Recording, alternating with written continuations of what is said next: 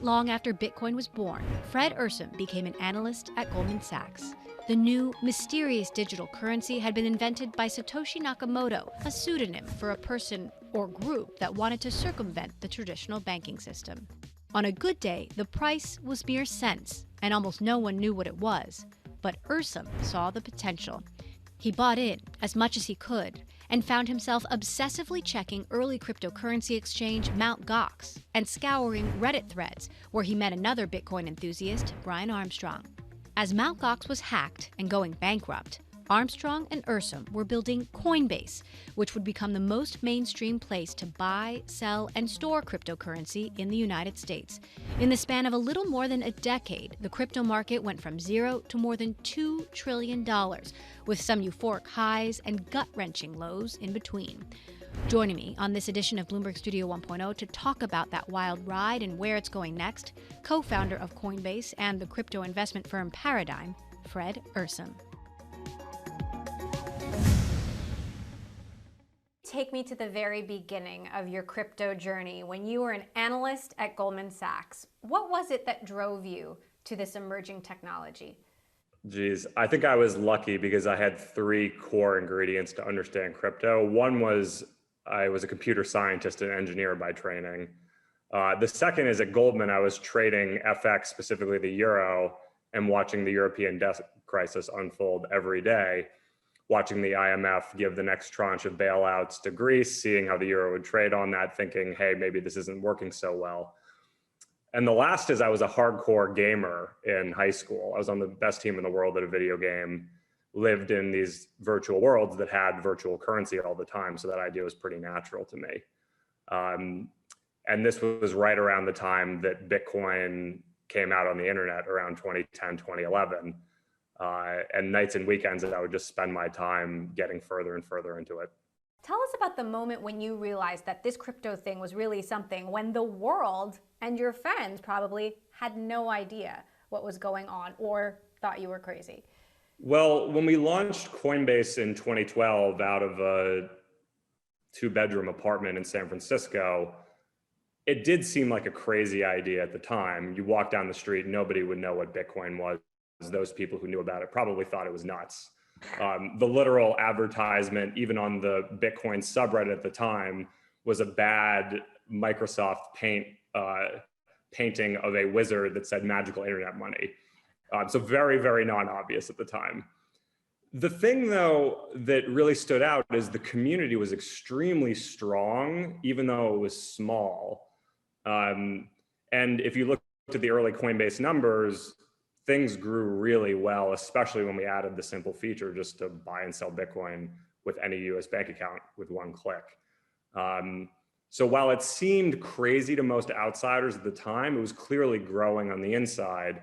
And I think that's even true in crypto today. On some level, you have these kind of radical believers on the inside, and then many people on the outside who might still be touching the elephant, still trying to figure out exactly what's going on here. How did you meet Brian Armstrong, co-founder of Coinbase, and what did you two set out to do? Well, like any great crypto venture, it started decentralized in some sense. We met on Reddit, on the Bitcoin subreddit. He posted a prototype of an early version of Coinbase and I emailed them. We met up at the now infamous Creamery in San Francisco, which is sort of the back in 2012 was the place where everybody would do meetings. Started working together 15 hours a day for 4 weeks, weekends included. It turned out we both really cared about building something in crypto that allowed the whole thing to go mainstream. And at the time where you bought in, had you invested your own money into this magical internet money, not knowing what would happen? Yeah, I was fully bought in both financially and career-wise. I quit my job at Goldman and moved out to the West Coast, not even having a place to live. Obviously started working on Coinbase, and then financially, I didn't have very much money, but the little money I did have, I invested in Bitcoin. And it's funny, the most expensive thing I own today is still a car I bought in 2012. I bought it for $19,000. At the time, Bitcoin was about $10. So in opportunity cost terms, that's about a $50 million car. I still love the car, but just to give a sense for how expensive real world goods are in Bitcoin terms over time. You were at Coinbase, co-founder, until 2017. You were president, I believe, at the time, and then you left. Why did you leave? A couple of reasons. One, I felt like the company was just in a very good spot. The second is, for much of crypto's history, so from 2010 when Bitcoin sort of came out, 2009, up until 2017, really the only idea that seemed possible in crypto was this idea that it was a new global digital money. And the thing that really changed in 2017 is all of a sudden, the doors opened to much broader applications. Ethereum came on the scene and showed that blockchain-based applications were possible to build, and people were building very early versions of them. Today, we know those things better as DeFi or these decentralized financial applications that live on the blockchain. And even more broadly, I think over time, we'll see mainstream consumer apps, and perhaps NFTs are a weird bleeding edge of exactly that. So I found that whole new frontier to be extremely exciting. Coinbase's direct listing, it's now a public company, was a huge moment for mainstream institutional adoption, but it still seems like so much of the world doesn't get crypto and how big it can be. What do you think they're missing? The short answer is a lot. I think, look, crypto is its own rabbit hole. And just like any new powerful technology, it's extremely powerful because it reimagines very important systems that run the world today from the ground up. Most people primarily think about crypto, again, as a new digital money. That's really worked, especially with Bitcoin as a store of value, where we've seen Bitcoin go from 0 to $1 trillion in market capitalization over the last 10 years. But crypto goes much deeper than that. We think about crypto at Paradigm, which is the investment firm I've started along with Matt Huang, in 3 stages today. And of course, this model will evolve over time. The first is a new digital money. The second is a new financial system. And the third is just a broad internet application platform. So in our minds, crypto isn't just kind of this new digital money or new digital gold. It's a whole new financial system that we're seeing being built from the ground up by talented entrepreneurs all around the world. And while it's extremely early on the third frontier, a new application platform, we think that over the course of decades, a lot of internet applications that we're all using will also be crypto-based. I've talked to investors who say Coinbase could be the next AOL. It's the first exchange that's really gone mainstream, but it's too early and others will, or something else will surpass it. What do you think? I think it's a fair question. I think history is yet to be written. My view is that it's a very strong place to be, to have the largest mainstream brand trust, not only with users, but also with regulators. And that being that bridge into the crypto world is a great place to start. Now, as you mentioned, you now run a crypto-focused investment firm called Paradigm. How is the crypto style of venture capital different from traditional venture capital? Yeah. Well, I think in a few ways, just to talk about why we started Paradigm in the first place, myself and Matt Huang, who was previously a partner at Sequoia, focused and running their crypto investing efforts. We realized a couple of things. One, crypto is a whole new field that needs 100% focus. The core question that Matt and I asked ourselves in starting the firm is there anybody out there who, if we were crypto entrepreneurs building a business, and Matt was a former Y Combinator startup founder, I obviously started a large crypto company in Coinbase, who would we want to have as our first backers? And we couldn't really come up with a good answer to that question. The last is, I I think the expertise required both on the team and operationally in crypto is very different. So we're really trying to build a firm from an engineering and entrepreneurial point of view to best support these crypto native companies and protocols. The crypto VC landscape is getting now more competitive. So where are you placing your bets? How do you stay ahead of the curve? The thing we're really excited about is a number of fronts. One is the picks and shovels businesses. So now that crypto has grown a lot, there are all sorts of basic infrastructure businesses that are being built out to support that ecosystem. Those, of course, include exchanges, also custodians, tax providers, KYC AML providers, lenders, crypto backend as a service for any business that would like to integrate crypto, all sorts of these picks and shovels businesses. A second big frontier, as we talked about before, is DeFi. All of these crypto native financial building blocks that are being built out and today support around $75 billion in user assets, up from effectively zero 3 years ago. And this is sort of the bleeding edge of what we see as a whole series of crypto native applications. The US government has yet to really take a stand on crypto, but President Biden's SEC has made it clear that some sort of stand is coming. What kind of regulation do you expect? I do think that crypto is a nuanced issue and that it's possible the US gets crypto wrong.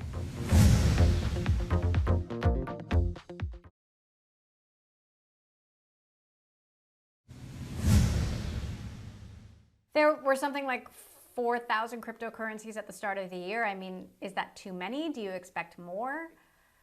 It's just like the internet.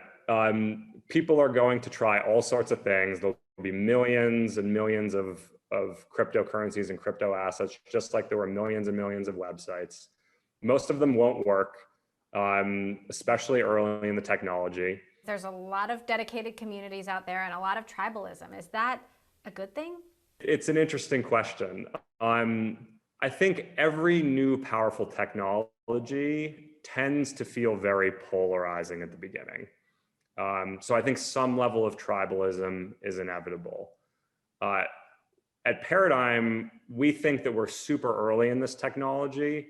So getting too caught up in any singular view or belief or paradigm, no pun intended, is probably unwise. What do you think about Doge? Is it a hustle, or do you give it more credit than that? I think, well, perhaps framing it from Elon's point of view, and it's always dangerous to guess what's going on in the mind of Elon, of course. If crypto has taught us anything, it's never to dismiss a good meme that could later manifest into more concrete progress.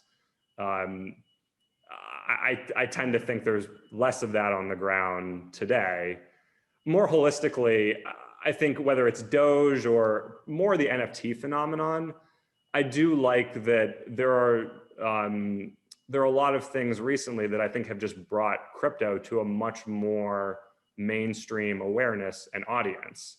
One joke we often tell is NFTs made it really obvious that most crypto insiders sort of were nerds that tended to care a lot about monetary theory or the intricacies of the financial system. And what NFTs really showed us is that a lot more people, it turns out, care about culture, music, art. Basically everybody does.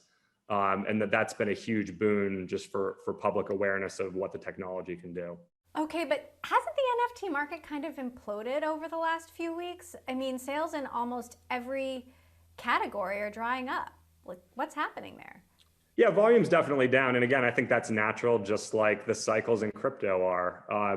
I go so far as to say that 90% of NFTs produced today probably will have little to no value in 3 to 5 years. You could say the same thing about early internet companies in the late 90s too, though. It's sort of inevitable in a new technology that people are going to try a bunch of stuff. Most of it won't work at the beginning, but the technology itself is really important and really valuable over the long run. And there will be a few things that end up being fundamental building blocks that really do matter. I want to talk about regulation because the US government has yet to really take a stand on crypto, but President Biden's SEC has made it clear that some sort of stand is coming. What kind of regulation do you expect? So I think the US is at a very important crossroads with crypto today. The US is blessed with the best currency and the world's reserve currency today. It also tends to be the de facto financial regulator for a whole bunch of the world. We also have a history of being the strongest technology country in the world. If you look at the most valuable companies in the world today, most of them are American internet technology companies, the Googles, the Microsofts, the Facebooks. I do think that crypto is a nuanced issue, and that it's possible the US gets crypto wrong. I think today you have a lot of regulators whose job it is to mitigate risk and keep us all safe, and that's very appropriate. At the same time, I think crypto is the next internet-sized opportunity for the United States. I think it has the potential to create as many, if not more, jobs in the internet, similar with economic growth. I think it has the potential to square the circle on the privacy internet issues that we've been talking about with big tech companies for the last 10 years. Namely, we could use these technologies to continue to own our own data while still getting all the benefits of the internet platforms we know and love today.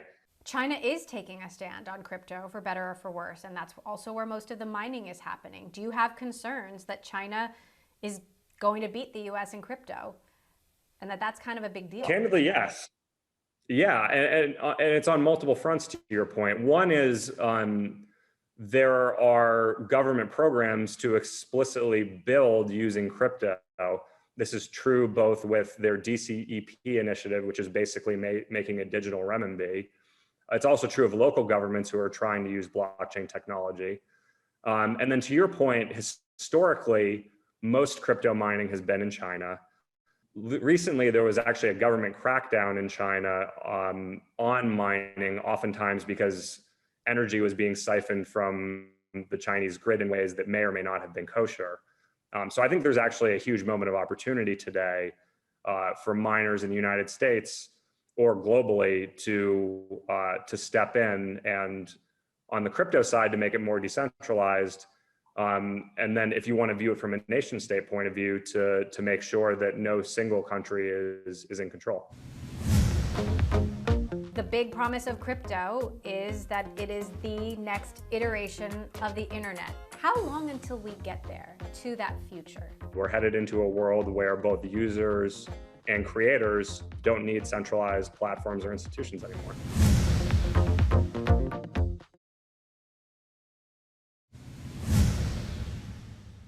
There are folks out there who think crypto is a gimmick or a Ponzi scheme or an unsafe hedge against inflation. What do you think are the biggest myths about crypto that you want to bust? Oh, geez, so many good ones. Well, perhaps number one, that crypto is all about speculation.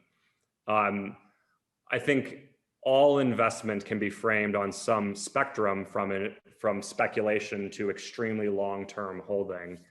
And I think as people get more comfortable with the idea of crypto and why it is a superior money and store of value across all these different dimensions of money, whether it's scarcity, portability, divisibility, that people are viewing it as a more long-term holding, in addition to the fact that there is real utility for crypto being built today, all these financial services and new internet applications. A second big one, of course, is energy. This is one of the hot topics, no pun intended, around crypto today. My meta view of the issue is that it takes far more energy and resources to protect and use physical assets than it does digital ones. So does that mean you think the energy concerns raised by Bill Gates and even Elon Musk are a red herring? I think they should examine the issue more closely. And I think the industry hasn't done the best job of making legible exactly what's going on here. So my personal view is it's actually going to be a lot more energy efficient to use these digital systems of value transfer over time. But it's understandable that there's a lot of confusion early, especially given the nature of crypto, which is that it's decentralized, so nobody has all the information in some sense. As you said, crypto is the next internet-sized opportunity for the United States, and the big promise of crypto is that it is the next iteration of the internet that could free users from the power and control of the gatekeepers, whether it's the big banks, whether it's Google or Facebook. How long until we get there to that future that you see? Well, I think in very small ways, we're already there today in the sense that you can own your own global permissionless money. And you can be your own bank in crypto by simply downloading free desktop software that anybody in the world can run. I think it will take decades and decades for all of the applications to be built out around that base. So a full-blown financial system, I think we're probably 0.1% into what that looks like in a crypto native form. Mainstream applications, I think we're effectively at zero. And that's what we're so excited about at Paradigm, is watching that whole space get built out and unfurl. So what does that mean for the Googles and the Facebooks? Do they disappear someday? I think this is kind of like e-commerce, where the world doesn't change overnight, but you can see the seeds of exponential growth occurring already. So I do think we will live in a future where, for us to coordinate, we won't need these centralized platforms. Today, that's already true of financial services, in that in crypto, you can be your own bank. You don't need a central institution to hold your money anymore. I think that's true in the web application sense, where already today, there are creators who are pushing their work out over crypto rails from their own crypto wallet, where the social graph exists directly on chain. You don't need Facebook or Twitter or Instagram to have a follower graph. It just all happens right on the blockchain. I think that's where we're headed. We're headed into a world where both users and creators don't need centralized platforms or institutions anymore. Take me out 10, 20, or 50 years. How has crypto changed the world? What's different? I think one thing people don't yet fully grasp about crypto is how, in a world that is increasingly going digital, your crypto wallet is the entire representation of the digital you. So that means it's your bank account, it's your online identity, it's your universal login to every internet application, it's your digital resume, sort of your digital LinkedIn, and all these things are in one place. You can use your real identity, you can use a pseudonym somewhere in between. And I think, perhaps said quite simply, the future, I think, will run on crypto rails. And I think it will be sort of the single source of truth and coordination that all systems in the world use today. Well, we'll have to check back in with you in 50 years, but hopefully sooner. Fred Ehrsam, co-founder of Coinbase and Paradigm, thank you so much for joining us.